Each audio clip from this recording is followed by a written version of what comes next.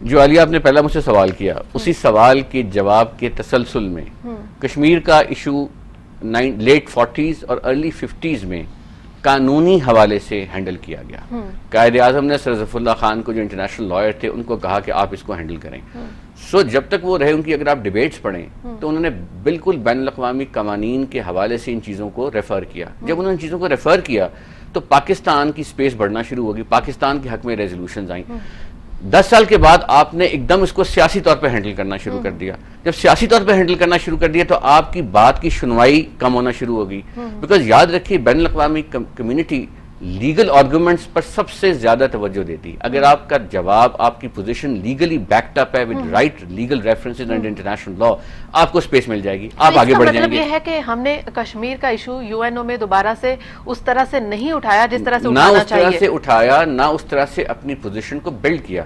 دیکھیے، human rights کی violation نہیں ہے صرف. اب ہیومن رائٹس ایک ٹیکنیکل لفظ ہے، ہم جنرلی کہتے ہیں. اس کے علاوہ ایک انٹرنیشنل ہیومینیٹیرین لا ہے کہ جب کانفلکٹ شروع ہو جائے، جب فوج کسی جگہ آکیوپائی کر رہی ہو، تو اس کو ہم کہیں گے کہ یہ تو آکیوپائنگ فورس ہے. وہاں لا کا اطلاق تبدیل ہو جائے گا، ہیومن رائٹ سے ہیومینیٹیرین لا کے پرنسپلز اپلائی کریں. ان پرنسپلز کی ریمیفیکیشنز اور ہیں. پاکستان نے لیگلی اس چیز کو ایسیس ہی نہیں کیا. ہم ہمیشہ کہتے رہے ہیومن رائٹس کی violation, actually it's a violation of international humanitarian law. So جب آپ اس وائلیشن کے پیراڈائم میں دیکھیں گے تو پھر آپ زیادہ ایزی آپ کو لوگوں کو، دنیا کو یہ سمجھانا کہ انڈیا وائلیشن کر رہا ہے ہیومینیٹیرین لا کی. اور پھر آپ اس کو کنیکٹ کریں article 35A of Indian constitution, جو یہ کہتا ہے کہ غیر کشمیری اس جگہ جائیداد نہیں خرید سکتے. اب یہ وہ پرنسپل ہے قانون کا جو انڈین کانسٹیٹیوشن میں ایمبیڈڈ ہے، جو لا آف آکیوپیشن فورس سے ہم آہنگ ہے.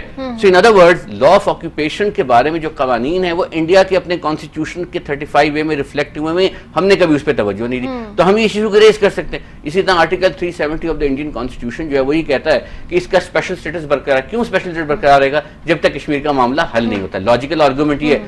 تو آرٹیکل 370، آرٹیکل 35A اور آکیوپائنگ فورس کے لیگل کنونشنز کو آپ جب پٹ ٹوگیدر کریں گے، آپ کی ایک اسٹرانگ لیگل پوزیشن بن کے سامنے آ جاتی ہے. اور یہ بھی میں بتا دوں کہ جو تعلقات آپ کے کسی ملک کے ساتھ، انڈیا کے ساتھ ہیں، بنگلہ دیش کے ساتھ ہیں، افغانستان کے ساتھ ہیں، وہ ہمیں اچھے رکھنے چاہیے. لیکن ایشو ٹو ایشو بیس پر اگر کوئی ایشو سامنے آتا ہے تو جو بھی اس پہ لیگل پوزیشن ہے، ہمیں وہ لینے میں کوئی حرج نہیں. بالکل.